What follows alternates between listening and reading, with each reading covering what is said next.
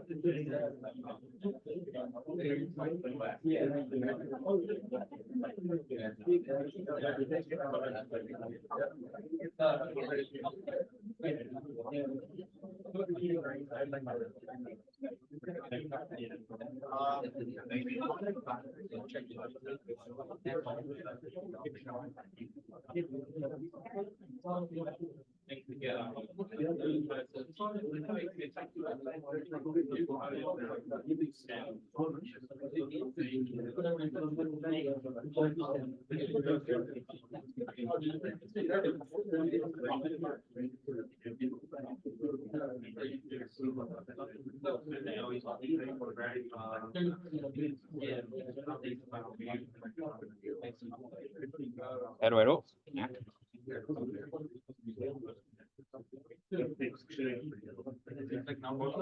Should be working, right? Give me a second.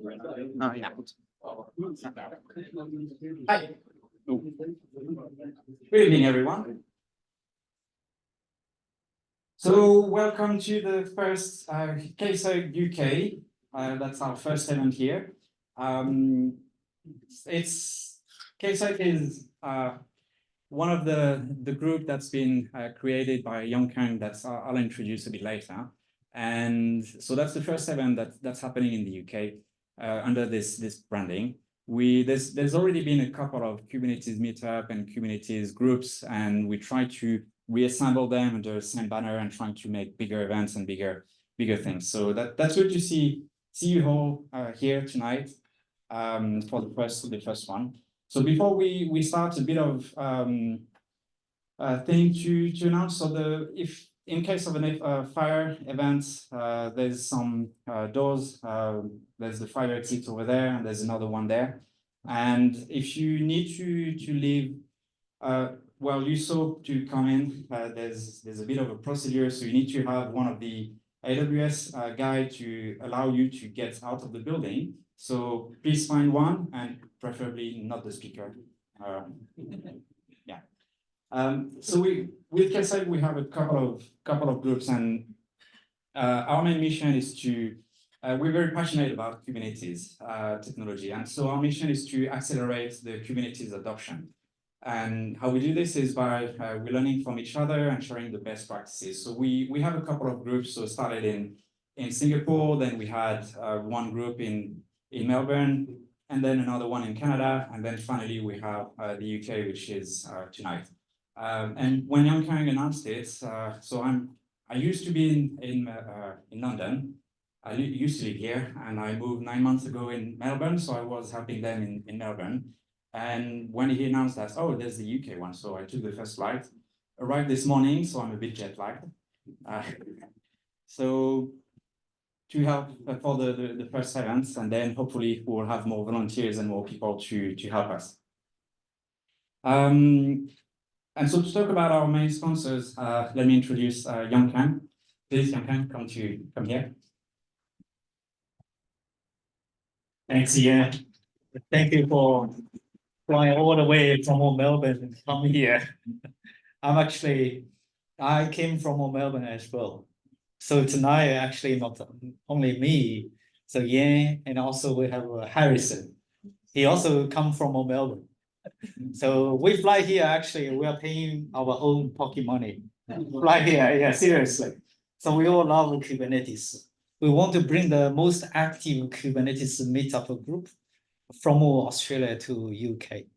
So that's our first one. We're very excited to be here. So first of all, I want to thanks to all of our sponsors. Without AWS sponsors the venue, it's not going to happen. We can't host the meetup. So without someone like a Code Cloud, have you guys heard of the Code Cloud? Yeah, you guys like it? Definitely, that's the best Kubernetes learning platform. So I'm glad I met the founder last November in Chicago. So I was in Singapore and the founder was living in Singapore. I never had a chance to meet him. So finally we met in Chicago. I talked to him, say, we got so many people. They are very much love to learn Kubernetes. Are you guys want to, sponsor us? So he actually agreed. He's very much, support the community. He actually offering us 6 months subscription for free for every one of our meetups. So in Singapore, Australia, Canada, and also UK. So it could be in the future we're expanding to some other countries. So that's the second sponsor I want to thanks. And the CNCF actually, to be honest, they don't really sponsor us anything. I love CNCF. So I'm wearing the blue jacket. I will talk about the blue jacket later. And SUSE also one of my sponsors. Not only sponsor here, also sponsors in Australia and also Singapore. So the food, drinks. Do you guys like the food? The drinks? Is that enough? I guess more than enough, right? Yeah, I'd love to thank SUSE for sponsors the food, drinks. Actually, they also sponsor the swags. But unfortunately, we could not locate where is the swags. Where are the swags? They delivered it to Amazon office, but we can't find it. So the mailroom already closed. Yeah, it's just unfortunate we can't really see. We can't really get the swags from SUSE. But I'm glad to share we got the 3 Code Cloud, the access we're going to give away. And also my friend, Subhash, he's an author. He wrote the book called Multi-Cloud Handbook for Developers. So he is very much willing to give away 3 books. Okay, we don't need you guys. So towards the end, we will do the quiz time. So we will test what you guys learned from the 2 topics. So shortly we will introduce the 2 topics. So you need to learn, seriously, okay? We will test your knowledge and we will validate it based on how fast you can answer the question correctly. So you will get to the top. So based on the ranking, we're going to give away the swags. So the first few, you got more choice. And towards the end, you don't have anything. Okay, another sponsor, CloudCasa. Actually, they're very. I'd like to thank CloudCasa for to design and print the banner for us. It's a nice one, nice to have, rather than nothing to show. So you can help me to show our branding K8SUG. So just don't say Kubernetes user group, okay? Don't talk about a K8SUG. So we are K8SUG or K8SUG, whatever you like to pronounce. So the reason is, if I say Kubernetes, someone will talk to me, hey, you can't use Kubernetes because of the trademark stuff. But we are K8SUG, okay? You guys are all K8SUGers. Okay, so before I hand it back to Yan, I want to show you something. I love AWS. By the way, I'm an AWS community builder, specialized on containers for 2+ years.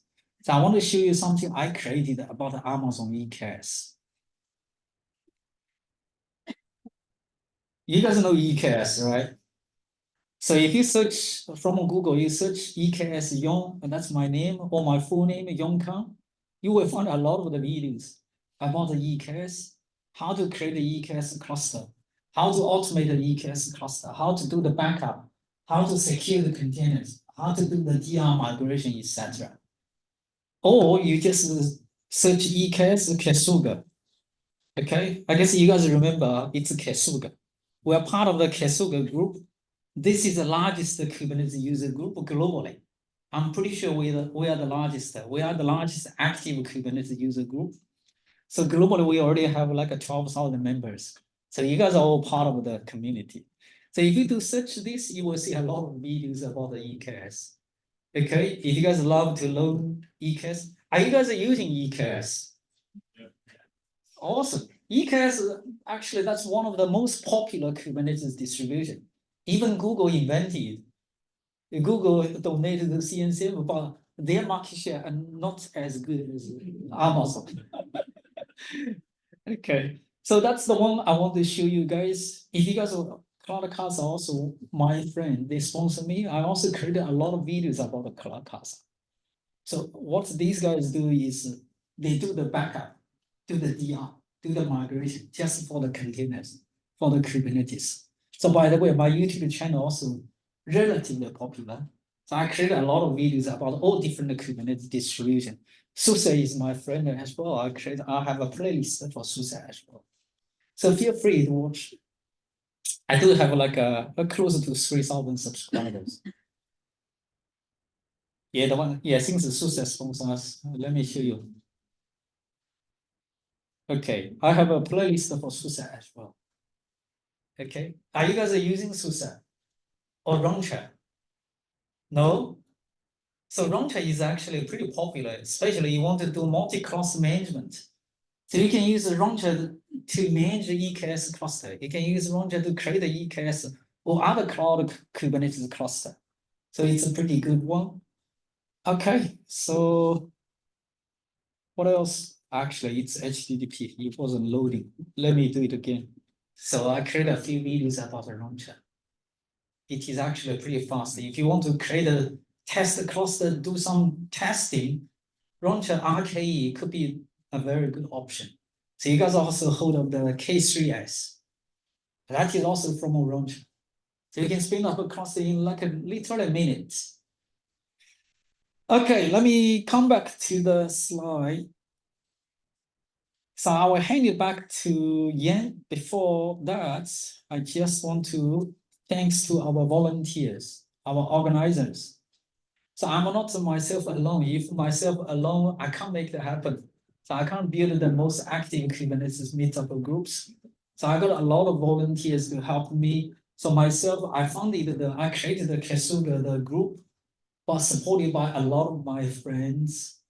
So it could be from any background. So on the left-hand side, 3 of us, all from Australia. As I say, we spend our own pocket money travel here. But moving forward, we're not able to travel here very often. We need our local team to help us. So we do have Subhash is here, one of our organizer, and we also have Javin here, and plus our Rehan is here, our volunteer here, and also, sorry, I can't see, Tosef, right? Yeah. Tosef here. So that's our local team here, but we do need more people to join us. We're not just looking for the volunteers. So remember, we are the most active Kubernetes meetup. So we need active volunteers as well, okay? So if you are willing to join us to help the community, you love Kubernetes, you love cloud native technologies, so I do recommend you join us as volunteers. But as I say, we need an active volunteer. You're not coming us only once, twice a year. Maybe it's okay, you disappear once or twice a year, but we don't want to, you come join us only once a year, twice a year. Okay, we are constantly looking for speakers. So my preference is the speakers from the end user side. So the guys actually running EKS, for example. So they are using EKS, doing some test, some particular use case. Join us to do a best practice sharing. That's the best case. But from time to time, we do need sponsors to join us to provide us food, drinks, etc. So the 3 QR code topics, speakers, volunteers, and sponsors. Okay. Any question? I want to hand it back to Yan to continue the introduction.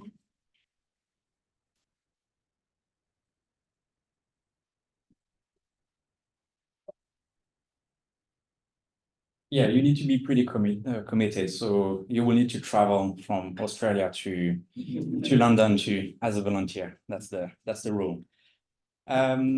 Also, we present in a lot of places. So like traditional one, LinkedIn, Twitter or X, and Telegram.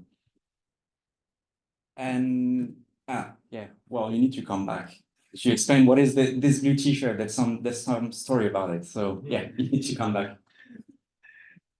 Have you guys saw this? So I make the name the Kubernetes KS blue jacket. So anyone seen the AWS gold jacket? See? Yeah? No, not many people. Okay, it's surprising. So when you do the AWS certification, if you complete the all AWS certification, you will get a gold jacket. It's called AWS gold jacket. So someone made a suggestion. I also made a suggestion, but looks like my friend made a suggestion earlier than me. So we are talking to Linux Foundation to CNCF say, well, there is an AWS gold jacket. Looks pretty good. Why, I'm a fully certified on Kubernetes. So why you guys are not making a blue jacket? So they actually made it. So it was announced last week at a KubeCon event in Paris. So I'm glad I'm the very first one to become fully certified on Kubernetes. So that's why I want to, highlight that this is a new program. To anyone, they want to learn Kubernetes, they want to get certified. So you should be able to, once you complete all 5 Kubernetes certifications, so CKA, CKAD, CKS, KCNA, KCSA, so you should be able to get the title Kubestrong. Have you guys seen this? Kubestrong. Yeah, that's one of the very first one I got it. So I'm so excited. I loved it, and I'm wearing it everywhere. So in the morning's flight, I came here. Did you guys see it? I was onboarding the flight from British Airways.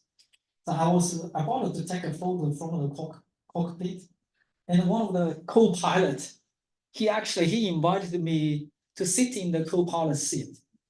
And he said, why not sit here? I take a photo for you. Yeah, which I did. So for the first time, I was sitting on the co-pilot seat in the cockpit because I'm a cube strong. Okay, just want to highlight, if you guys love to learn Kubernetes, that's something you naturally you will learn Kubernetes. This is something addition to give you some benefits or some triggers for you to complete all the certification from a Kubernetes. Right now, only 5. I know some of these exams actually pretty hard, but some of these actually not that hard. Anyone want to do the certification? I got another exciting news actually. So earlier we talked about Code Cloud. We are giving away free Code Cloud access. I'm also talking to them. We should give you some discount. We're not able to give everybody free access. Maybe we can ask for some discount. So only to our community members. I don't know how much they can give us, but I'm trying to talk to them to get us some discount. So that's one thing. The other thing is also last week, I went to Paris. I also met some of the Kubernetes book authors. I don't know if you guys are heard of Nigel or Chad. These guys are writing. They wrote some of the popular Kubernetes Docker books. So I was talking to them as well. So why not sponsor us some of free books? If not free, at least you can give us some deep discount. The same thing. Not only you need the training materials. It could be online, could be the books. Also, you need to do the exam. I talked to Linux Foundation team. You ask me to pay $300 for one exam, I'm not going to pay. Okay, you guys need to make it a deep discount for our members. So I haven't got the details yet, but hopefully we can get some discount for our Kubernetes K8SUG user groups. Okay, so that's all I want to talk about. So if you guys have any questions, feel free to talk to me after the session. I'm going to hand it back to Yan. Thank you guys. I hope it is useful to you guys. I hope everybody can should get keep short, get a blue jacket. Thanks, Frank. Okay, so tonight we have two exciting talks. The first one from Rohit, who is a senior enterprise solution architect at Amazon, which is going to talk about securing Kubernetes cluster from the ground up. So please give him a huge round of applause. And Rohit.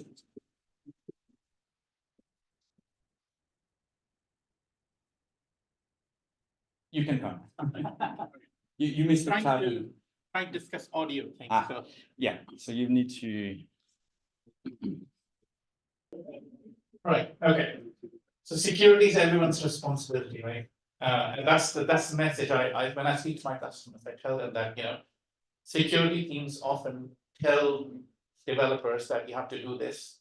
They don't always tell why they need to do it. So it's always a bit of education which helps. So my goal today is to talk about container security on Kubernetes, right? And this is going to be a 200 level session. I don't know if you've attended any of the other sessions. We tend to start from 100 to 400. So it's a 200 level session. We talk about what are the different practices. We're not going to go too much into detail. I'm trying to avoid being a kind of a sales talk from AWS. I'll touch on few services, but essentially Kubernetes is all open source, so you can choose the tool of your choice. It's more around what security controls are taking place. I'll start with my introduction. So there was a mention of gold jacket, so I do have the gold jacket. That's one of my passions. So now my target is the blue jacket. Yeah. I didn't know I should have brought the jacket today. I'm also a certification SME, so I attend workshops where you write questions for the exam. So if you found those questions hard, you can blame me a little bit. And my specialization at AWS is containers. So I'm a solution architect, and I'm part of sales organization, but at AWS, you'll hear this from other people as well, that solution architects don't try to sell stuff. We have technical conversations, and we tell the customer, what works for them. We give our honest opinion that if a product is useful for them, they should use that. Otherwise, they should use open source or third-party solutions. And if we catch up later, ask me about a fact. So I once helped a Hollywood director fix his computer. Very interesting story. He sent me a DVD of this movie. I worked with him for 3 days. And then he told me that, have you Googled my name? I said, no. He said, okay, Google my name. And I figured out that he was the director of a movie. So anyways, we'll talk about it later. So I'm going to talk about a few things here. And in terms of securing your Kubernetes workload, we'll start off with access management. How do you provide people access into your cluster? So I'll touch a bit about IAM, but again, you may be using other federated identities for access. We then talk about the container image supply chain. So a number of attacks which happen are on the supply chain. So if you have malicious code in your code repository, or somehow someone's managed to, manipulate the image before it's deployed, those are all part of the supply chain attack. We'll talk about, host security, obviously the bread and butter, whatever workload, you're running virtual machine, physical machines, you still need to do host security, so hardening. We'll talk about runtime security. So how do you monitor your workloads while they're running? This is a common kind of misconception that containers are more secure because they're lightweight. Containers can get hijacked in exactly the same way as your instance of virtual machines. So you need to treat them the same level of care as you do with your instances. We'll talk about network security, what are the tools available, and then encryption and auditing. You can see the time here at 45 minutes. Probably I don't have 45 minutes, so I'll skip through some of the content, but we'll try and touch, and obviously we'll have a Q&A and we can speak later if you have a specific question on an area. So I'll start with this. This kind of give you an idea that what are the different layers of security that you need to apply when it comes to containers, right? You'll start with the host security, obviously, depending on, on AWS, if you're running EKS. So earlier there was a question, how many people here are running EKS? I think I saw a couple of hands. Okay, that's better. I'm sure a few people are not raising their hand. So if you're running it on worker nodes, you have to harden it. If you're running on Fargate, then it becomes AWS's responsibility. You still need to do all of the hardening best practices. Then it comes to your container, right? So be it the runtime security, actively monitoring your containers, what they're doing, are they trying to escalate their privileges? The whole management of images, your code base, are you scanning your code? Are you scanning your container images? And this is not only static scanning, but are you scanning it as part of a CI/CD pipeline? So something may have changed since the image was last scanned, and also the other things you could do like code signing. Inner signing. Same thing with source code, right? Are you scanning your source code, any libraries? This is one of the things I've seen, that if you're using open source tools, you have to make sure, what the software you're using is fully supported by some community. It's not just one developer sitting in a room writing it. That developer funded decides, you know what? I don't care. I'll do something with this. So try and always see who's supporting the software that you're using from open source. There's configuration, right? If your containers are speaking to an API, the API keys, passwords, any sort of secret, and ultimately your application data.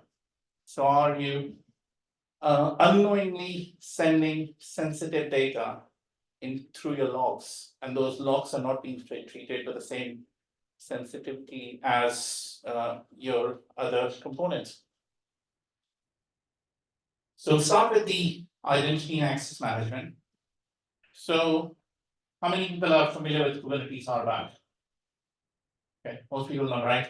So there are two things when it talks about accessing a cluster. First is you authenticate, right? You can authenticate within the cluster the ways through it. You can have a service account, it's the machine access, or user account, you have certificates. And you can use something like on AWS, you have IAM permissions, which is seamless process to log in. And then is the once the authentication is done, you rely on RBAC to give you authorization to call an API, right? To get for whatever call you're making to the API server. So this is basically explaining that process, that when the request comes in for the API, that's Kubernetes. We have the Kubernetes IAM authorizer running on the cluster, which passes that on to Kubernetes, which imports onto the IAM for verification, matching the identity is authentic, and then goes back to the config map to then look up that particular user's specific permission user role, and that's how, and then it decides that the call will be allowed or not. Some of the best practices, which are across the board, you need to follow when you create those service accounts. They should match what the particular pod is doing. Same goes with the users. Don't create users with full access, right? Find out if they need permission of a particular namespace. Do that. Again, EKS specific. When you create a cluster can have a public or private access point. There should be a really good reason why you would put your EKS cluster accessible over the internet. Maybe there is, but keep your cluster as private. Create a cluster with the iron role, and some of these best practices have changed a bit because we keep releasing new capabilities. Like here it says the IAM roles for service accounts. Now we have a new way of giving permission to your pod. This is pod identity, which was announced at reInvent. So you do not need OIDC providers anymore, which is a relief for a lot of organizations which are running hundreds of these clusters.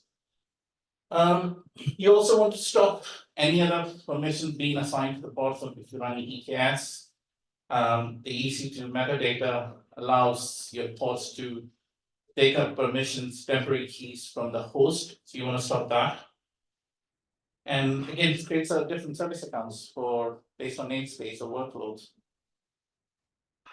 Now, container image supply chain is a very interesting one. There's a lot of interest in image signing. How many people know what image signing is?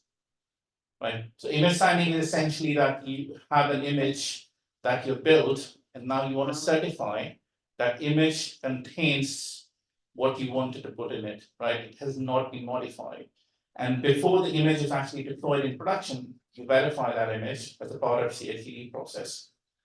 There's also a lot of interest in creating software bill of material SBOM. So there are tools like Sneak, which allow you to scan the image to exactly figure out what's in that image. And then you sign that as well. So OCI artifact, which is where you want to sign everything and you want to make sure whatever is being deployed is verified in your CI/CD pipeline. So the idea here is that you're giving developers freedom to create their own images. And there's a lot of debate on this topic that who should manage these container images? Should there be a central team?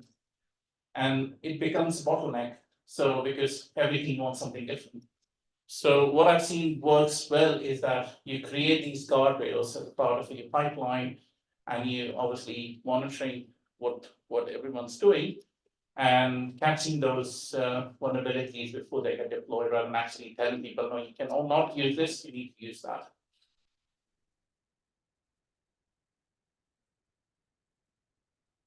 So some of the best practices are try and use distro-less images.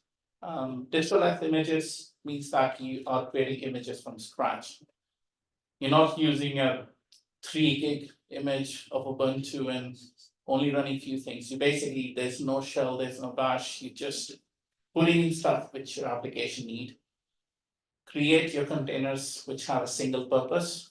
Don't try and make them, don't try and pick up a virtual machine and containerize it as it is. That's not containerization. Some other best practices, try and use multi-stage builds. So multi-stage builds mean that sometimes the images are massive because you're putting everything in the image. What you can essentially do is in your Docker file, you can have multiple from statements. So you build some build some code, and then you add it to a new image, and then you follow this process. So your ultimate image is much smaller in size. And don't use a root user. So have a non-root user. The root user in container doesn't have the same permissions as a root user on a host, but it still have more permissions that are required. So please specify the user when you build your container. Image scanning, a must. You can use open source tools. If you don't want to use a commercial tool, what I've seen a lot of customers do is they start off with an open source solution first, like Claire, and then they move on to as they realize, okay, maybe we need more functionality, we'll go to a commercial solution. So have something to scan your container images. So yeah, ECR uses Claire, there's few other trivia, etc. And also sign your container images. And this again depends, because I work in the FSI vertical, so a lot of customers are interested in this. But you can decide how much security is required. Tags, don't use the latest tag. Use immutable tags, which are one-time usage. Scanning, I like I mentioned. Make sure your images are not replicated. I mean, I've seen people replicate images, and this is what it's saying here. What I think is better, because I'm speaking to a customer, they were saying they want to build gold image here, right? And then they distribute it everywhere. I said, what if this image is compromised or there's an issue here?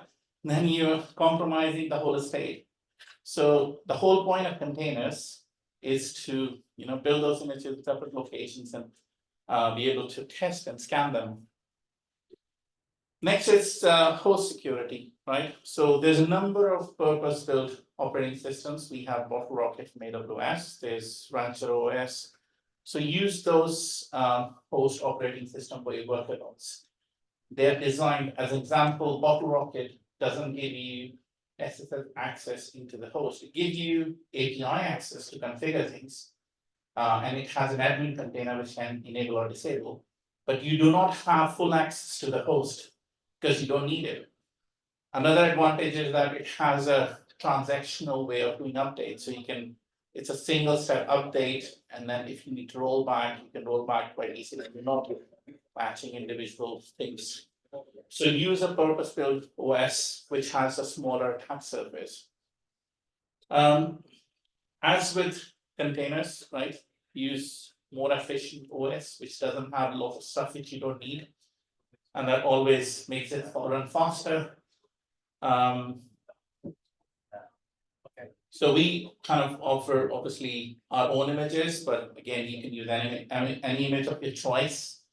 If you have a specific benchmark like CIS, then to kind of apply those CIS benchmarks, you can get it like from AWS, you can get an image which has hardening pre-applied.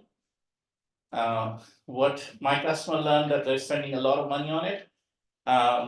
And these are basically, you can download and run some scripts to apply those hardening yourself. So, but you do apply the hardening. So this is just talking about that. Next is runtime security of your containers, right?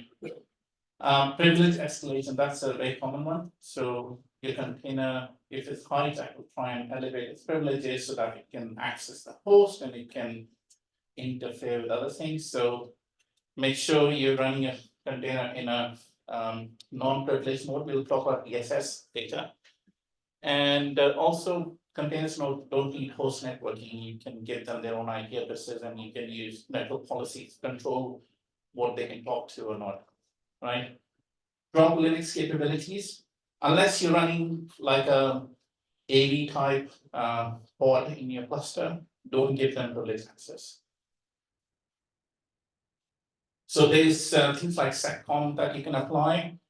There's a lot of tooling on this, and you'll see policy as code. You can see pod security standard. So you can define these 3 different levels. So you have privilege, you have the standard mode, and then you have the restricted mode.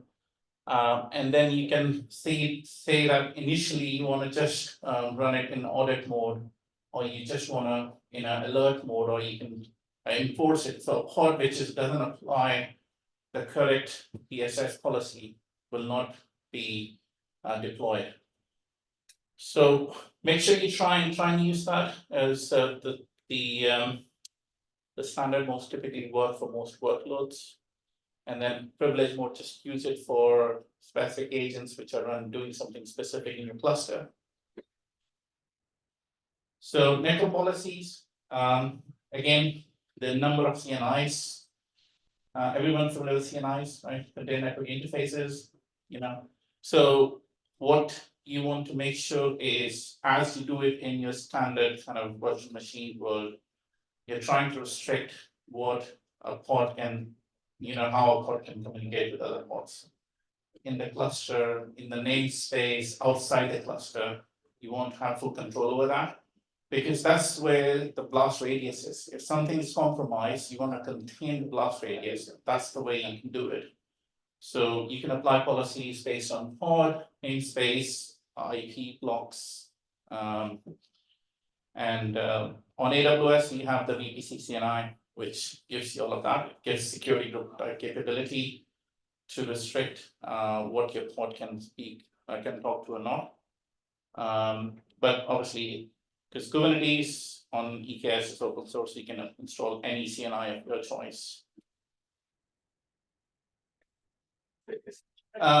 Encryption. So encryption is an interesting area. the way you do data classification, so I've seen again question from our customers, should we encrypt this versus that? The easiest way is to treat everything as sensitive, so do encryption everywhere. And then you don't have to find, oh, have I done the data classification correctly? Do I need to do encryption here? So if you're running on AWS, you can use default encryption provided by EDS, EFS. So make use of that. And also encryption in transit. But that's a very interesting question. How many people are using service mesh in the organization? See, 1, 2, 3, 4. Okay, a few people are using it. So service mesh and instruction, and I'm using it for mutual TLS or using it for logging or any other. Yeah, so mutual TLS means that the port-to-port communication is all encrypted. So I don't know if you guys are aware that on AWS in VPC, our networking is quite different. So in a typical VLAN environment, virtual LAN, right? Every device is talking, and any device you put in VLAN can listen to whatever's happening. Like if you put a packet sniffer, it can see what communication is happening. On AWS in a VPC, we don't do that. We have kind of a mapping table. So we do packet level authentication. So when a packet leaves an instance or a pod, whatever, a network interface, it can only go to its destination.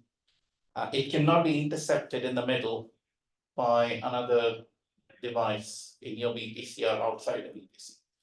So sometimes I get this query, oh, we need to use service mesh. I said, okay, why do you need it? Mutual TLS. Okay, is that a regulatory requirement, or do you want to just make sure that no one can listen to the traffic? If it's just to stop anyone from listening to traffic, you don't need service mesh. So just letting that, I mean, obviously, wherever you run Kubernetes, things will be different. But on AWS VPC, you don't need service mesh or mutual TLS because the packet cannot be intercepted. So there's no risk around man-in-the-middle attack. So secrets management, we have some services available. Again, you can use Vault or whatever choice of tooling you want to use there, but don't obviously hardcode credentials into your image. I think that's a well-known fact.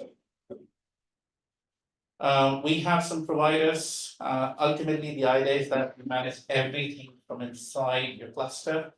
So we have the AWS controller for Kubernetes, which allows you, there's other tools like Crossplane. So what you really want to do is everything has to be managed from inside the cluster. So your workload is deployed and all the related components, which may be outside the clusters, are also managed from that deployment. So we have that tooling available. Next is auditing. So we offer control plane logs to CloudWatch on EKS. Now you may be using a different tool. Again, logging, audit logs are important, but do have a mechanism to not just store the logs, but have a way those logs are being passed on a regular basis. So if an alert is being generated, someone's getting notified. And the best practice typically is that you have automation in place, which takes care of that. You don't rely on people getting an email. Because how many people may have seen you have a shared mailbox, which is just filling up with tons and tons of alert, and then one fine day there's an actual alert, but no one has looked at it. So use automation. We have integration with GuardUT, through which you can create automation, event-based. There are other ways, depending on the type of alert, but try and use as much automation as possible and try and avoid relying on humans, because humans are not very efficient.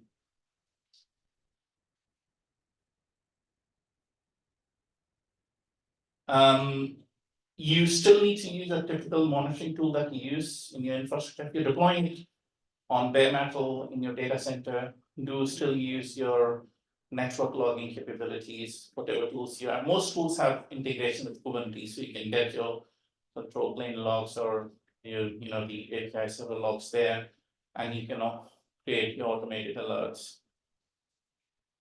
So this is what I was talking about. So on EKS, you don't have access to the control plane.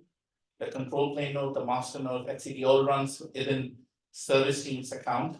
And we basically extend net interfaces into your VPC where your worker nodes are running. Same goes with Fargate. Fargate actually doesn't run in your account. Fargate is actually running in the service team's account, but based on ENIs. So you do not have direct access to the control plane. But what we do is, if you enable auditing, make the logs available in the CloudWatch, and from there you can pull into the log aggregation of your choice. So just to summarize, these are the key points when it comes to Kubernetes or container security. And again, you can apply same principle if you're running containers. The principle remain the same. How do you manage access to your cluster? Are you following least privilege model to giving people access? You're applying network policies to control the traffic flow between pods and namespaces.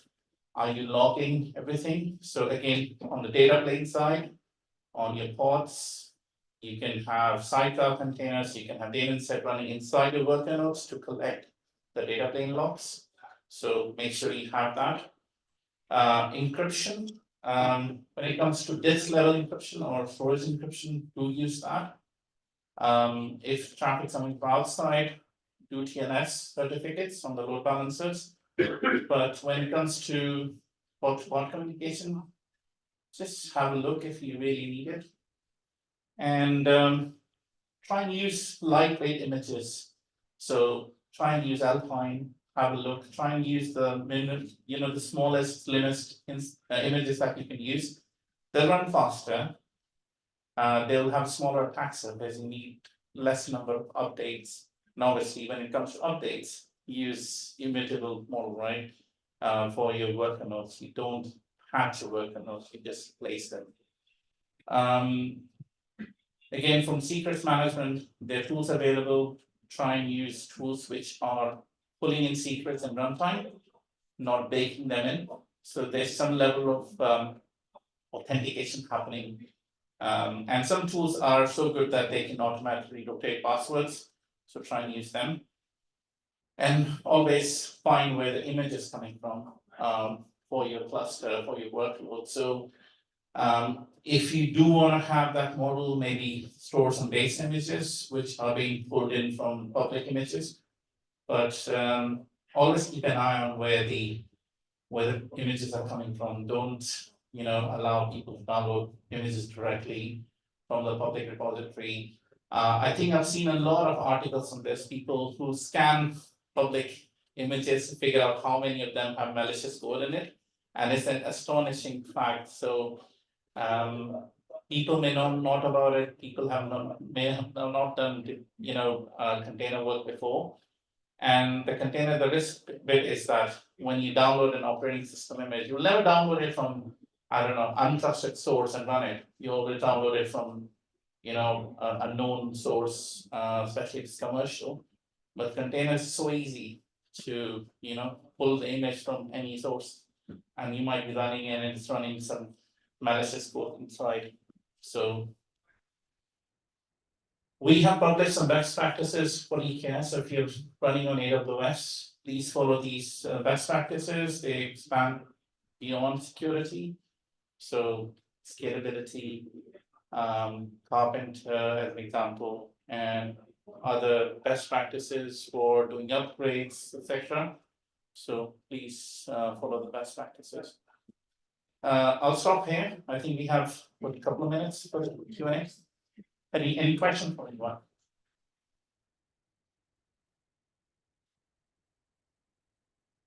There's a quiz. Yeah, one question. In case you talk about images and secure, let's say I want to use some image in Docker Hub, but it's not available from the original source for the company. So, but it is available for some users. How I should choose? I really want to test that on that image in my local machine. What is the criteria to choose? Yeah. The more stars, the more downloads, so I should choose a secure image. Okay. Yeah, so very good question. The question is that on the Docker Hub, how do you choose which image to use and not? So Docker has official images, right? So if you go to Nginx, you can find all the detail, GitHub, how the image was created. If you have a random image uploaded by someone, you should not use it. Try and use the images from trusted kind of repositories or trusted sources. Docker also does its scanning, so you may see that scan by Docker. And again, use your own scanning as well. It again depends on what your risk appetite is. Security is always based on your risk appetite and your, the balance you want to maintain between what are you allowed to do versus how secure you want to be. So I would say only use images from trusted sources. Plus, try and work on building distro-less images, which are really good for your workload. Try not to avoid this. The natural instinct is that as a project team, they're trying to finish a project, right? They want to just get something which works, right? They just download something, it works, my application is working. So I think education is probably one of the biggest things which don't happen today. Because when I have conversation, I speak to the security team and say, oh yeah, people are really unhappy. You said, have you told them what will happen if you don't follow these policies? They want to open everything up, they want to do VPC sharing, you want to have internet gateway everywhere, so everything would work. But if something happens, what's gonna be the outcome of that? So if you explain and educate people more on that, this becomes really easy. People will understand, right? So hope that answers your question. Any other question? Any other question? I have one. All right, if not, pass it on to you.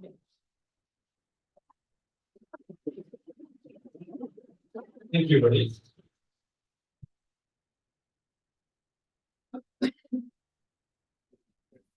Alrighty, hello everyone.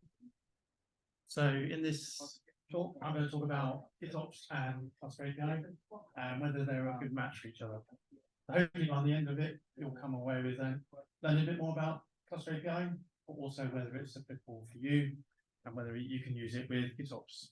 So I'm going to start with a GitOps refresher, very, very minimal, 2 slides, and then I'm going to cover a bit about Cluster API. Then the majority will be a demo, attempt a live demo, because this will probably convey a lot better than me talking. And then right at the end, we'll just give a summary. So a bit about me. So I'm an engineer at SUSE. I specifically work on Rancher and provisioning in Rancher. I used to work at Weaveworks. No one works at Weaveworks anymore, sadly. But I had a great time there. They created a lot of good technology, and I thought I'd put it on there, especially because we're talking about GitOps. I guess more relevant to this talk, I'm a maintainer of various cluster API providers, AWS one, the GCP one, but you can see the list there. Quite painful, but it's quite relevant to, I guess, to my day job, but also to this talk. And I'm a real retro gaming and Lego addict, so if anyone wants to talk about Lego or anything afterwards, I'm more than happy to spend time doing that. So GitOps. So this is probably the most widely reproduced diagram to explain GitOps. But to summarize it, you have the left-hand loop, which is your normal development loop. So you're doing your development and you're testing it, and you're committing your code to a Git repo somewhere. And you're also committing your deployment artifacts into that Git repo. And that, you keep doing that round and round and round.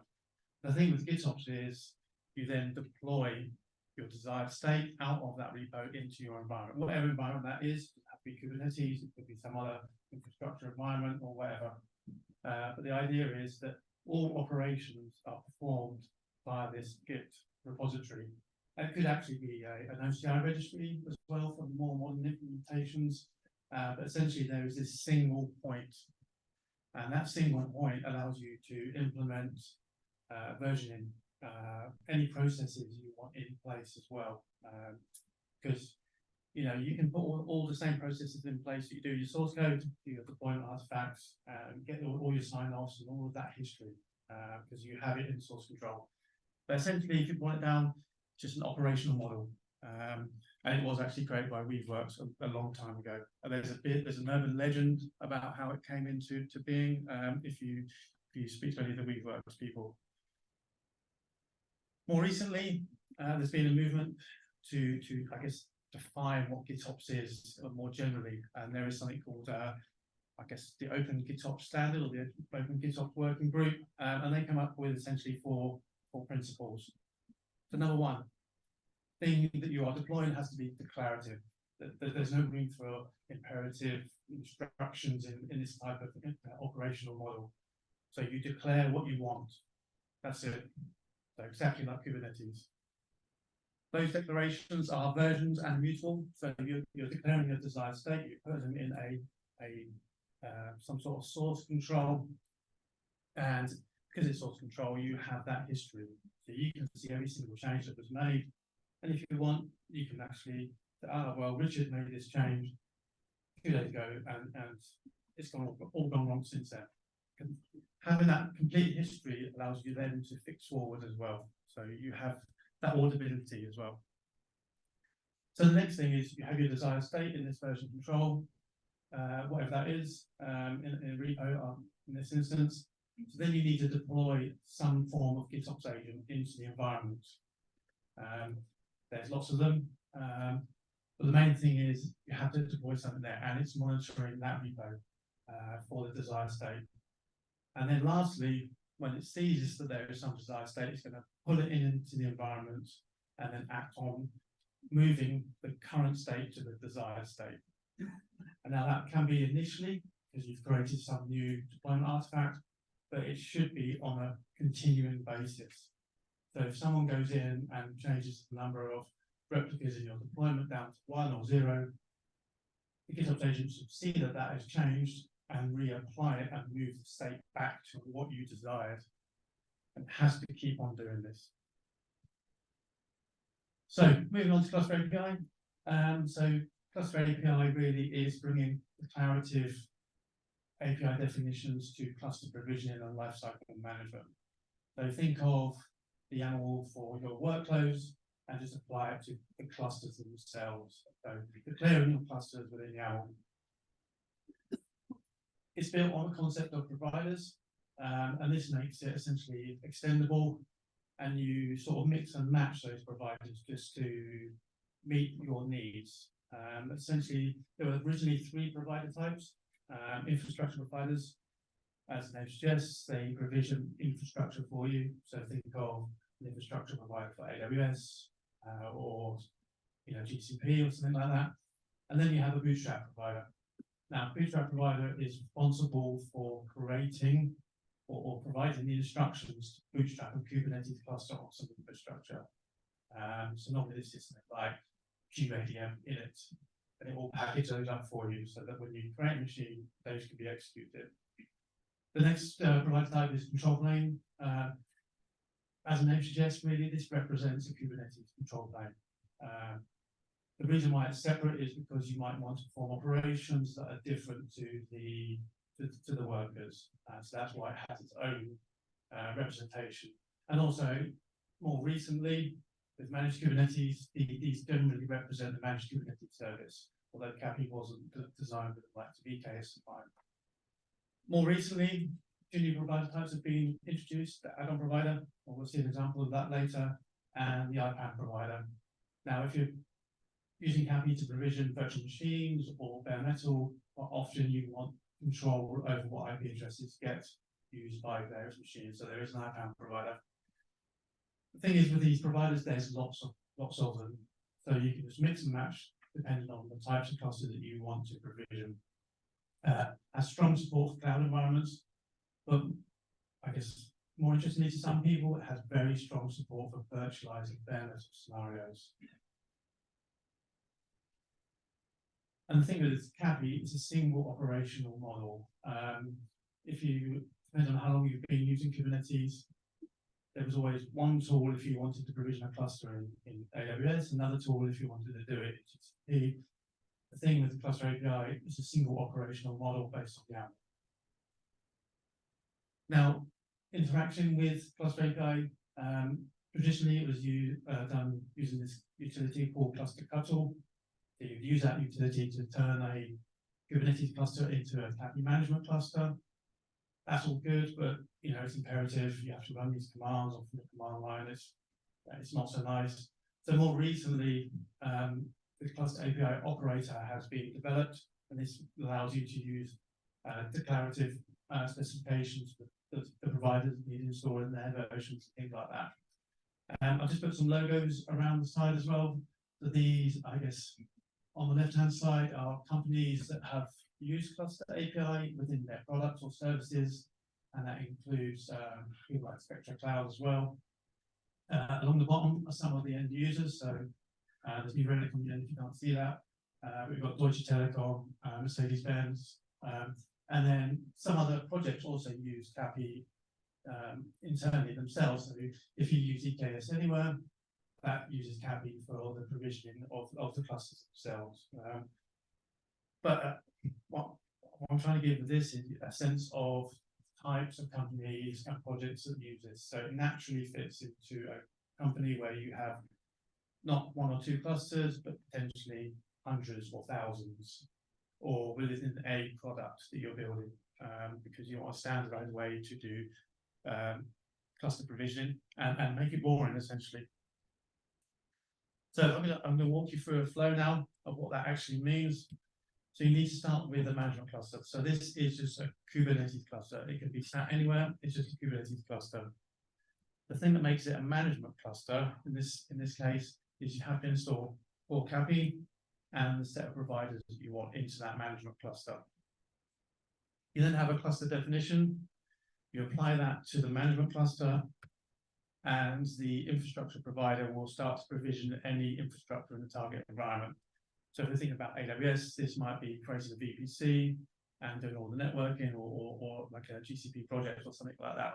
But it'll provision all of that infrastructure. Then we have the bootstrap provider that will then bootstrap Kubernetes onto that infrastructure. So we've got a cluster at that point, and now we want some workloads onto that. So again, depending on the solution you use, you can, I guess, apply some workload YAML or whatever format that is to the management cluster. And then depending on what method you use, you can use something called cluster resource sets. This is built into core KAPI. That will essentially then automatically apply those workflows down to the cluster as soon as it's provisioned. Now, this is normally used for things like CNI, the things you want initially on that new child cluster. More recently, there is the add-on provider. It essentially does the same thing, but the idea is that it's more extensible, so you can have lots of different types of add-on providers. And that is essentially the whole flow of Cluster API. On the screen, you can just see an example of a definition for a cluster. There's lots of resource kinds, but essentially, if you look at the left-hand side, you have the cluster and Docker cluster. So these all represent different parts of a cluster. You have like the logical one at the bottom, which is the cluster, and that will reference the infrastructure specific one. And then the same applies for all of the worker machines and control planes. But everything is declarative, essentially, is what we're trying to convey here. So thinking about Cluster API and GitOps together. So KAPI is fully declarative, and it's declarative for the cluster definitions and the operations. So it's not just about creating the clusters, it's about the ongoing operation of that. So if you want to upgrade the Kubernetes version, it's just a single change to the YAML, apply it, and then it should do the upgrade for you. Also, KAPI just follows the usual controller pattern. So based on the YAML, it will see your specification, and then it will take action based on that. And it will keep on doing that as well, so you have that constant reconciliation. So let's think back to the diagram before. The only thing that really changes in that flow before is you deploy some sort of GitOps agent. So what I will show Fleet today. But that could equally be something like Flux or Argo CD, whatever your GitOps agent of choice is. And the only difference is you commit the cluster definition to the Git repo, cluster agent pulls it in, applies it to the management cluster, and then the rest of the flow is the same. And you can do that for your workflows as well. So probably talked enough about theory, so we can go through the demo. If you scan the QR code, there is basically the demo there with all the manifests and the automation. So if you wanted to run it yourself at a later date, you can do. It does use something called demo magic. When I do the demo, it stops me doing typos, but it is all running it live, so that there is a chance that it will go wrong. So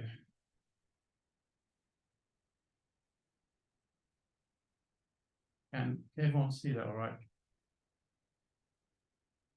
Cool. So just in the top screen, top half of my terminal, this is where the commands will be entered, and the bottom half is showing K9 as the management cluster. I've just started the demo going. It's a blank Kubernetes cluster created using Kind.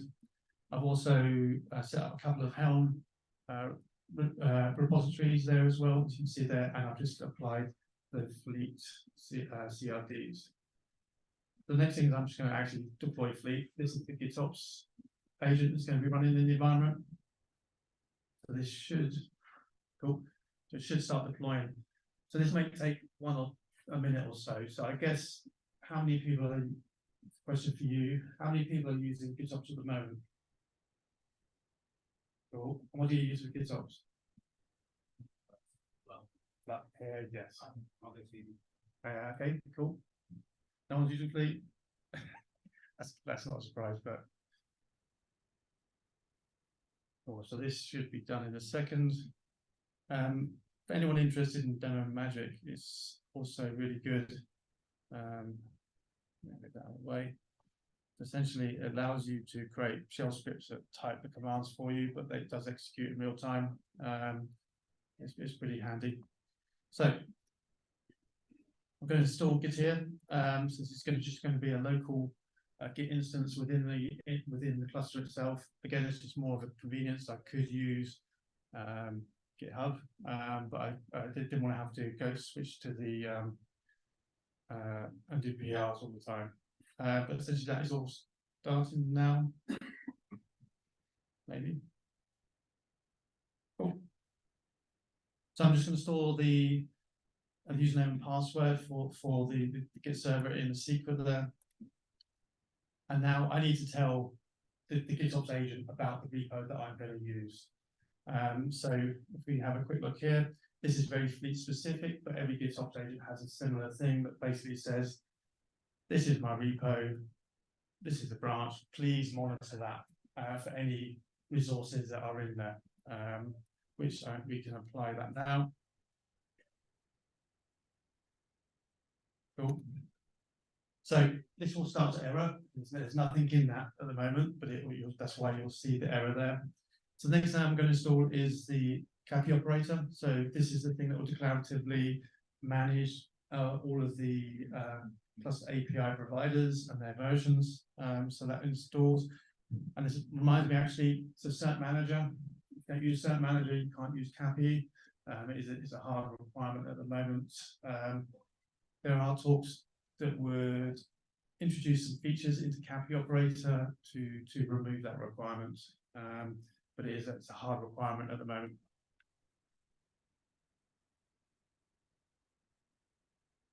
Cool. So what you should see is the set manager started, also the CAPI operator started, but it hasn't installed CAPI or anything like that at the moment. So it's going to sign in.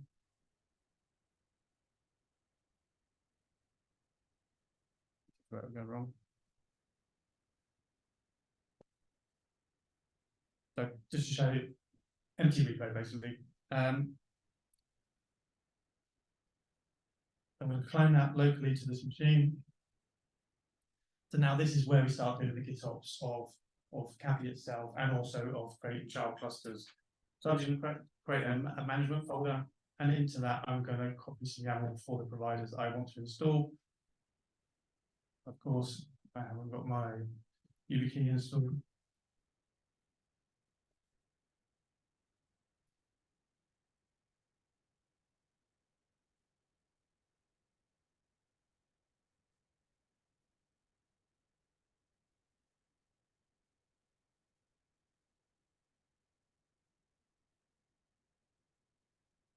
I'm going to push that now. So now that's our desired state for Cappy. So that will be in the repos. And what you should see now is that the cluster API providers are all going to be installed. You can see the first one coming up now, that's called Cappy, and then you'll see some other ones come up. While the other ones have been installed, if I just refresh the repo, you'll see in that management folder the providers YAML. So you can probably just about see that. Better now. So you'll just see that there is resource kinds for every single type of provider. So you can see we've got the core provider here, and we're going to use the Docker infrastructure provider. And they should all be installed now. The last thing that's been installed is, I guess, is the Kubernetes providers. So that's for the bootstrapping, so just normal Kubernetes cluster. If you like K3S or K2, there are providers for that as well. So next thing is we're going to actually create a child cluster now. So I'm going to create a new folder called clusters. I'm going to put into that folder a cluster definition and commit that. So before we do that, I'm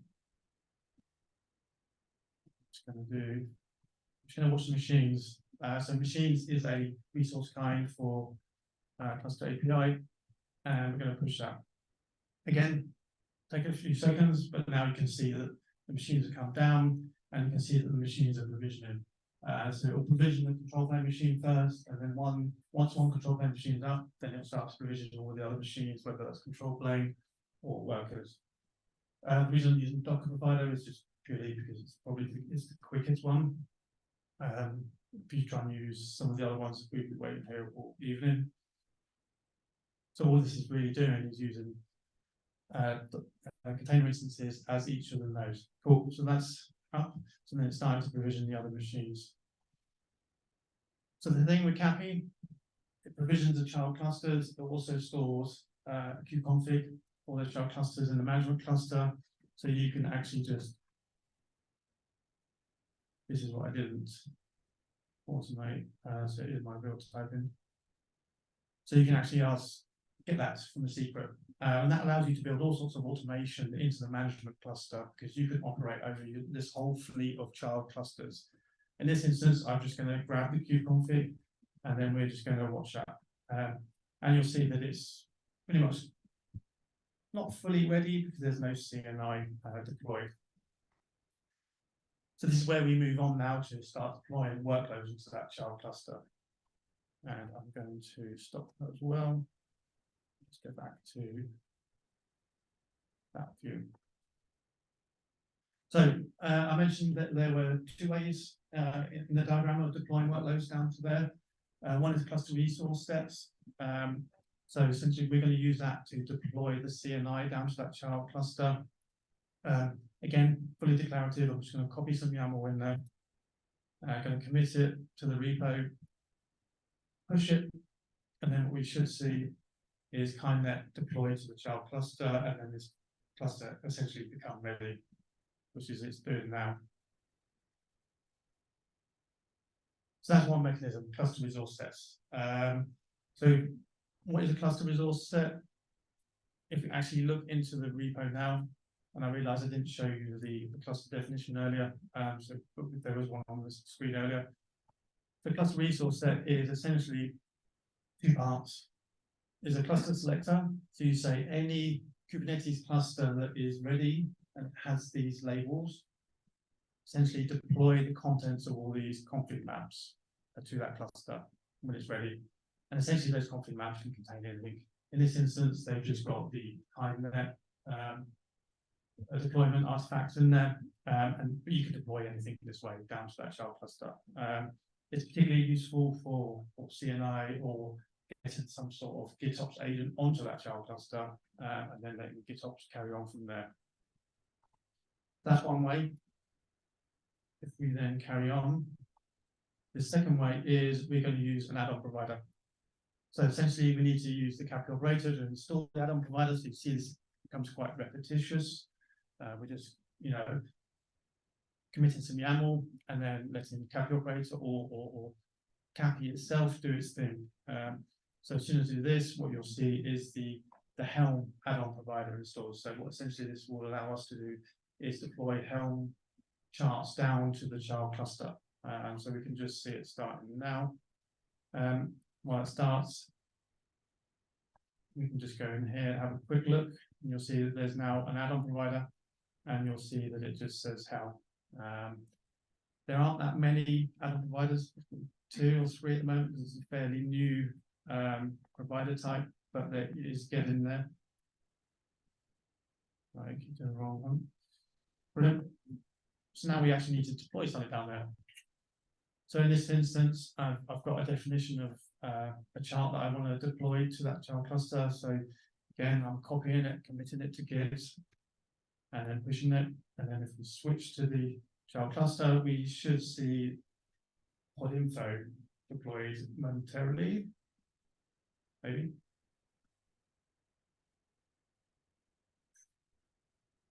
Or did I push it? Yeah, I did. Ah, there you go. I was just impatient. So it's deployed. Cool. So if we actually just look at the definitions for that as well, go to apps, you'll just see essentially similar pattern again, a cluster selector. So any cluster that has environment dev, deploy this chart from this repo down there automatically.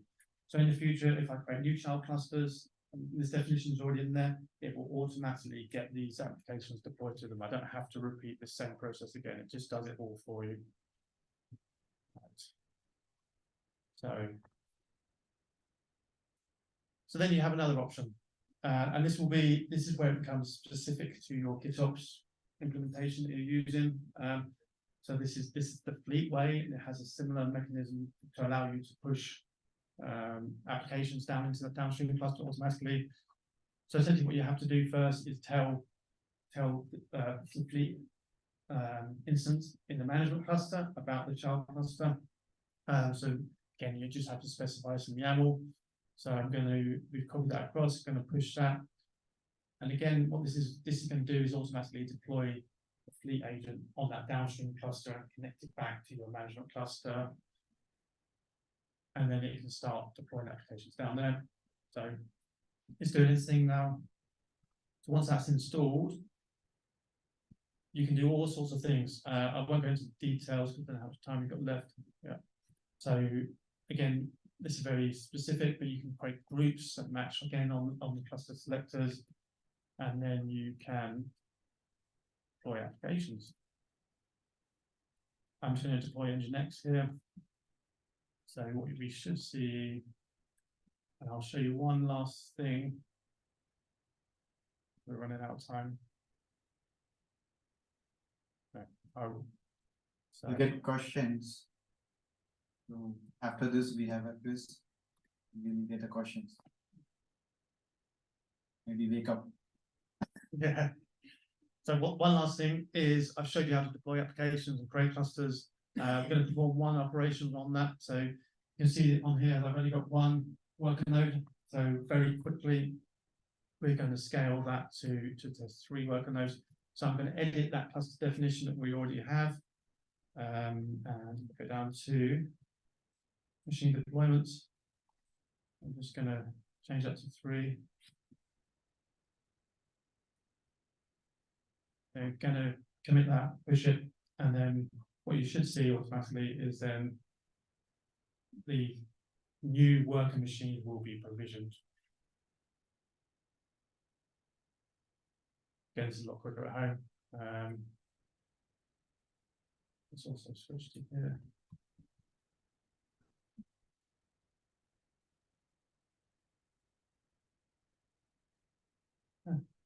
Ah, there you go. So go back quickly to the slides. So is it a perfect match? No, it's not a perfect match. It's a good match because CAPI is fully declarative. It makes it really strong for GitOps. You can create your cluster, do your full cluster lifecycle management, but there's a few things you need to be aware of with CAPI. CAPI providers are very opinionated on the infrastructure it creates. So it will create your VPC and your subnets, etc. For example, in a specific way. If you don't like those opinions, there's probably not too many tweaks you can make on the API. And then as soon as you step out of that, then you have to bring your own infrastructure. Then it becomes a bit more painful because then you have some sort of integration work. But people do use something like Terraform or Crossplane to do the initial like network setup or the account setup, and then they use CAPI for the Kubernetes side, but it's a bit nasty, if I'm honest. It requires you to have a management cluster. This is another cluster that's always sat around, and it manages all these child clusters. Some people don't want additional costs. Also, some people don't like the fact that it holds the keys to the other clusters. And there are patterns, and you can secure it, but again, out of the box, it does just hold the keys like that. And that's about it, really. And then Rancher is moving down the cluster API route quite heavily to the future of provisioning. And that's it. Thank you very much.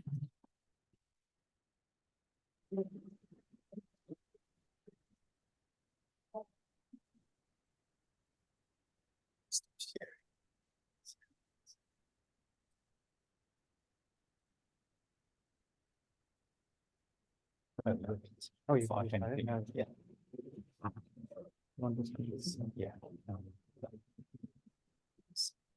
Perhaps you need to turn on the mic again. We are the final things, so. I did. And also need to share screen.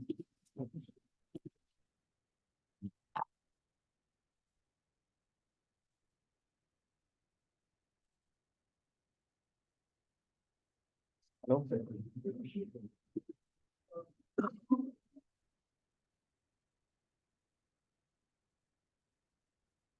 All right. Yeah, we got like 15 minutes. So remember earlier we talked about we want to test what you guys learn. Okay. So before that, just to highlight what we did recently. Yesterday, actually, we had two meetups, one in Singapore, one in Canada. So today, that's our third meetup. Actually, that's our fourth meetup. Only this month, we did the Australia one. So our next meetup here, we haven't confirmed the dates yet, but I'm going to confirm with Amazon. Then we will publish the event. So feedback, it's very important for us to improve, for us to optimize in the future. So if you guys don't mind, yeah, please to give us feedback. I'm actually also asking some questions like which cloud you guys are using, which Kubernetes you are using, which security tools you are using. And also one of the funny part or one of the best part, do you guys want to get a free drone? Okay, I will explain shortly. So basically that's one of our, you guys all heard of AWS, the 6 pillars. Previously 5 pillars. The company used to call 5 pillars. And then AWS added another pillar. So they renamed it the 6 pillars. So it's very interesting. I met the guys in Melbourne. Yeah, the company actually based in Australia. So they are going to give our cloud practitioners, like you guys are cloud engineer, cloud architect. They can provide you free drone if you guys are willing to complete the AWS well-architected framework. You guys are all hold of the AWS well-architected framework. So once you complete the AWS well-architected framework, by the way, it's completely free. They can do the assessment for you. And then they can go back to AWS to apply the credits, to apply it to your company account. So the guy told me this. I said, why not? To give our community the option to get a free drone, to help your company to save money. So I'm actually, I don't charge them anything, you know, it's a good thing to help the community, also help your company to save money. But there is a gotcha, catch up here is, your company AWS spend. If you want to get the maximum of 5,000 credits from Amazon, you need like spend at least like $850 per month. Otherwise, you won't be able to get the 5,000 credits from AWS.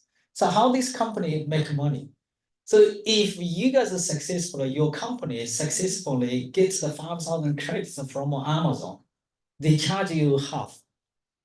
Okay? You guys with me? So part of the feedback form, so towards the end, I will ask you, if you guys do spend like $850+, if you want to join the program, you tick a yes. If you guys only spend $100, I mean, you don't want to tick a yes, right? You don't want people bother you because it doesn't help you, right?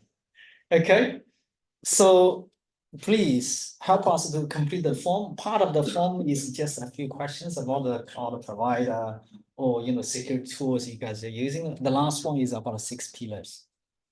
Okay, so I'm going to kick this for 2 minutes.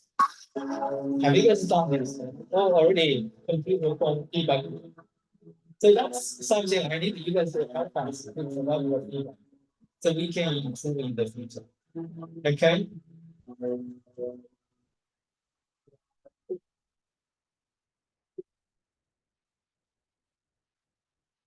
And then after the feedback, we will move to the last part, which is we call easy time.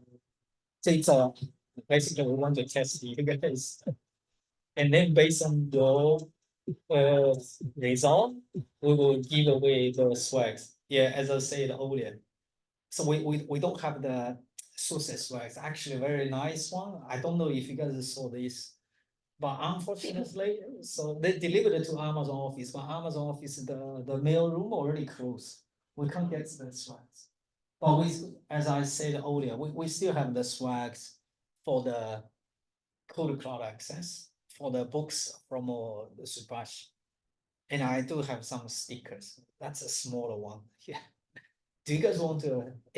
No, it's a Kubernetes stickers.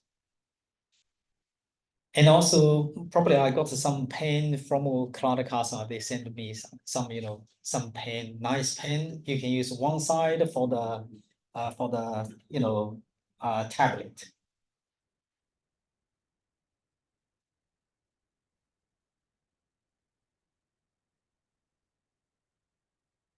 So once you guys complete the feedback form, we will do the quiz time.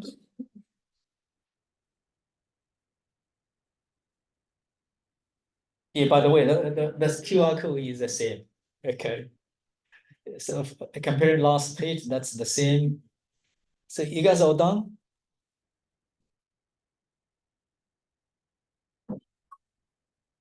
If you guys all done, the next part is the quiz time. So I'm going to hand it to Splash. So moving forward, Splash will he is the man to help me to run the meetup in the future. Okay, so Yes, thank you. Yeah, so we're going to have the quiz time. Okay, so I'm ready now. So whatever has been presented so far, there will be questions with that. And it's time to give your answers. So I'll start the quiz. Disconnect, yeah.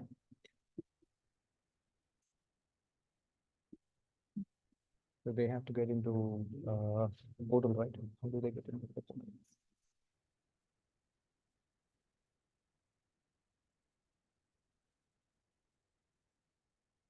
I think we need better internet access. Yeah. So scan the QR code. It'll be very interesting. Just try it. We used to do in Singapore. Usually people don't get it. Then later they join after the third, fourth question.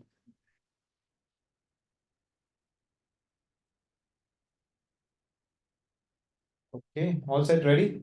Just raise your hands if all ready.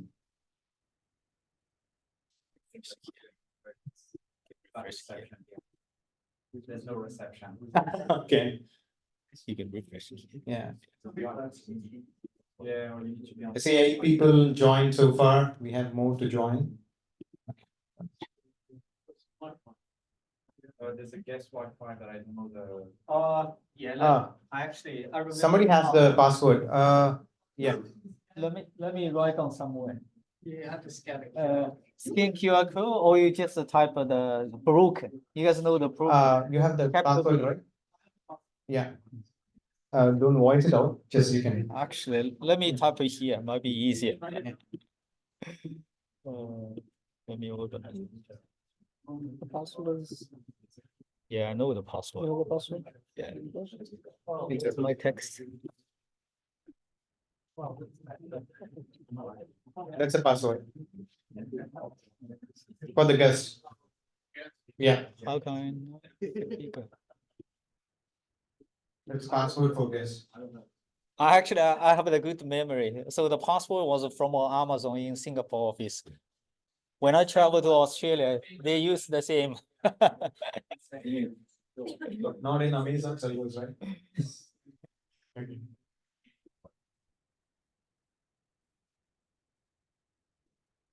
Yeah, once you guys are connected, we will come back to the. Okay. It's all good. Take it down.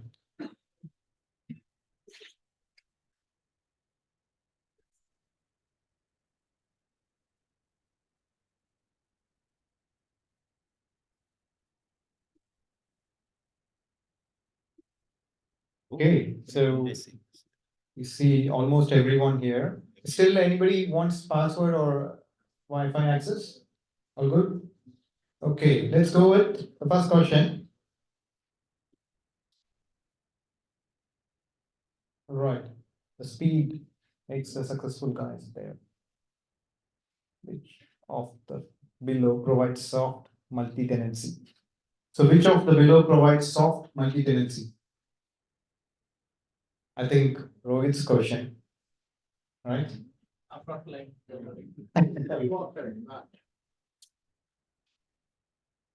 Okay, we have 3 seconds, 2, 1, done. Okay, the right answer is namespace. Okay, still somebody's waiting the spot. Anyways, the right answer is namespace. So let's go for the second one. And who's on the top? We'll see in the last.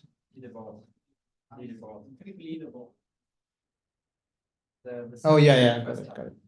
Oh, Gino. Okay, let's see if Gino comes next.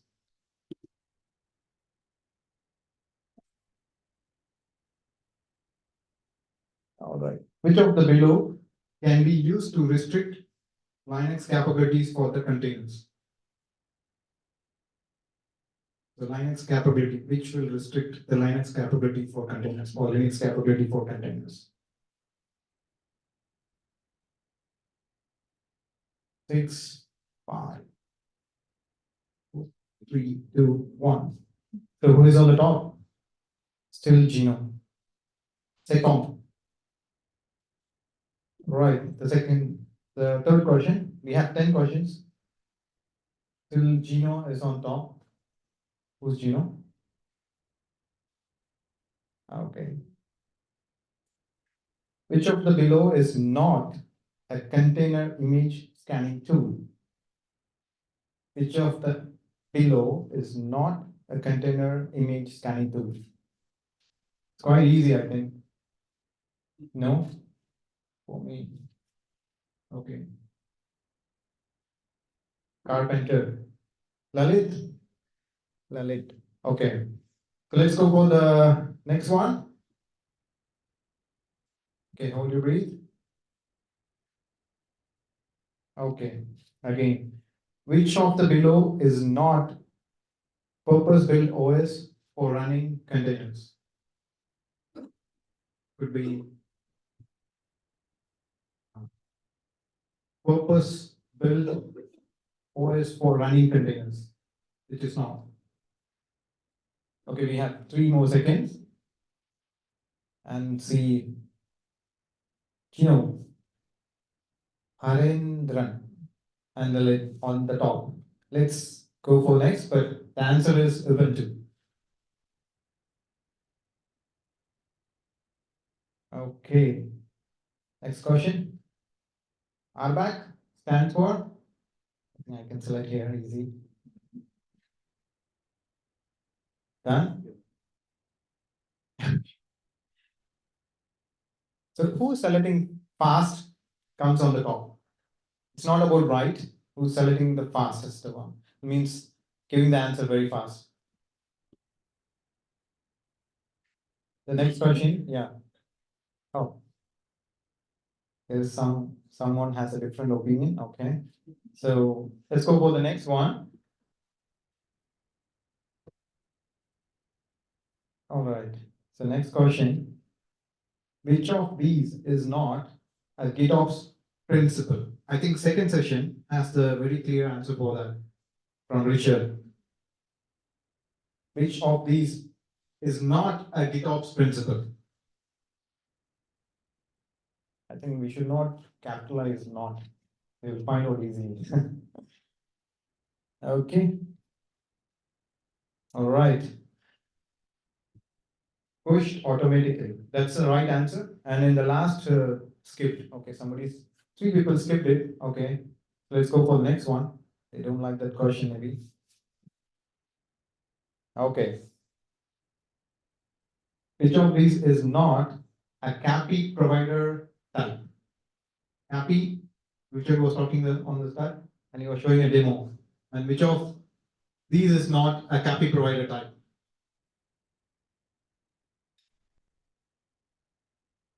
Done? Okay. I don't have control to change the question quick, so I have to wait for it. Autoscaler? Okay, I see 18 participants. Okay, very confident. Okay, let's go for the next. And we are closer to the questions. What tools do you use to manage? There's a typo, but what tools do you use to manage CAPI on the CLI?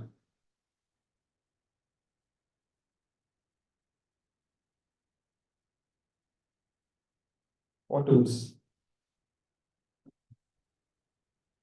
Okay, I think Saurav Patel is trying to come up. Keep trying. Okay, clusters CTL.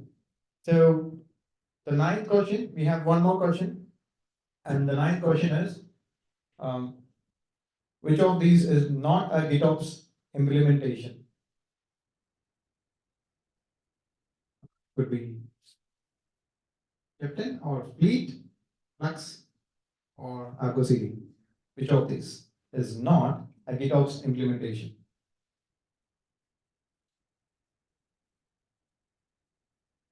All good? Okay. The last question. Okay. Good. 34 participants has done it well. We'll see the last question will decide who's the topper and who's the second and who's the third. Let's go for the last question. 4, 3, 2, 1, and go. So what is the provider type that creates the instruction to create a Kubernetes cluster? Richard was showing this in the demo.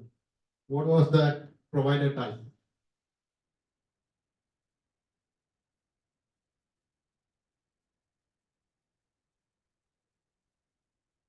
Good. Okay, let's see who is on the top. First three. Okay, so many confusions here. Anyways, that's a tough question, I know. So let's end the quiz. And who's on the top?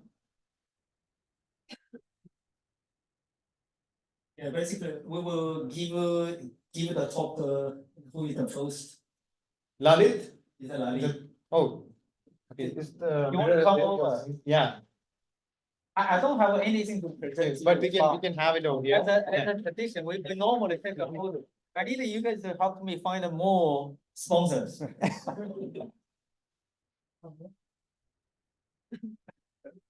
Do you want the code access or the book? Codec. Okay. So Okay. can you let our team know your phone Yeah. name, your email address? Yeah. And then we will send you the access. Let's give the applause for him. Lalit, he really tried fast. Yeah. Lalit, get your names so we can send you the book voucher and the code cloud access. Yeah. And Saurav. Oh, you copied? No? Okay, please, just kidding. Yeah. I know you guys are very serious. And Gino was on top, but is Gino, right? You'll get the access. Yeah. The second one. Second one is like Saurav Patel. Yeah. What do you like? Book Right or now, we only have the book and and the code code cloud. access. The multi-cloud for developers. Yeah. Okay. Good. Okay. Do you want to come over? Yeah. We don't have the swags. So usually we get the swags and give it to them. So we missed it. So just getting this college in a way of photo. Yeah. Yeah. Thank you. And last is MKX. MK. Oh. He's from AWS, so.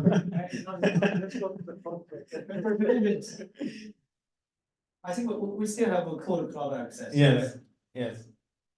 Which one? We'll get you. Yeah. Code cloud access? A photo? Yeah. We haven't taken a photo yet.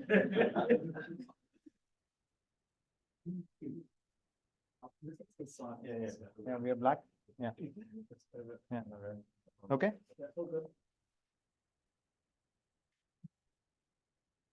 Thank you so much. Thank you. So good. Thank you. I see you. You tried hard. Okay. Thank you so much. And Richard. Thank you. Richard is our speaker, so it's not valid. Okay. So final good one. And thanks for coming. I'll leave it to Yong to get this closed. Thank you so much for coming, and we meet in the next video. Yeah. How many we have given? We got 3 code cloud access in the 3 books. Yeah. We still have some left, right? Yeah, we can give it to Richard. Gino, definitely. I'll get your names like Richard, Gino, MKX, and Saurav Patel and Lalit. Please get your names to our organizers. We'll reach out to you in LinkedIn or in chat. Yeah. And the Thank you. last one, we normally take a group photo. I hope you guys don't mind. You come over here, take a group photo. Yeah. And I want to make sure everybody has something to take home. There are some stickers, and some Kubernetes stickers, some of pens. Yeah, pretty good one. Feel free. Okay. Yeah. Let's So have a photo. taking the photo. Yeah, let's have this community because we have all the group photos across the globe. So we'll meet everyone there. Yeah, I think we can remove this even.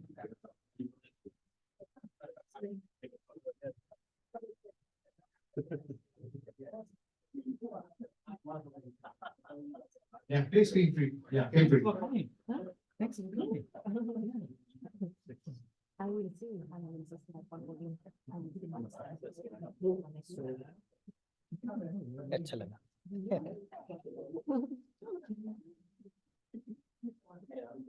Thanks. Yeah. My last question.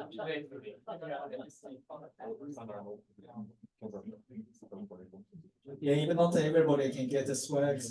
That's why I take the photos. I will post by the LinkedIn. I will ask for more sponsors. So hopefully next time we can get more in the swags for everyone. Thanks, guys. Please come over here. Please come forward, please. Please. There we go.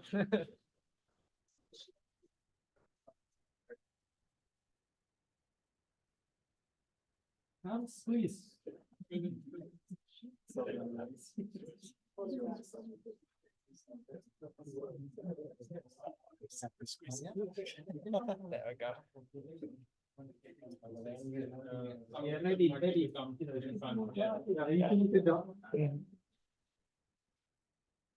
if he's wearing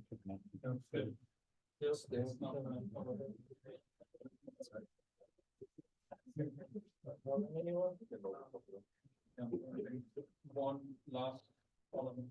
This side and this side, please. Yeah. Okay. Yeah. Everyone say kids.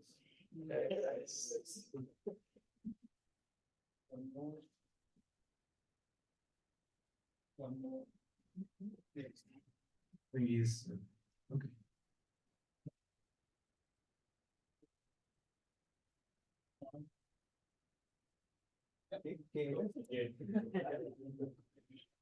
Thanks, Thanks, everyone.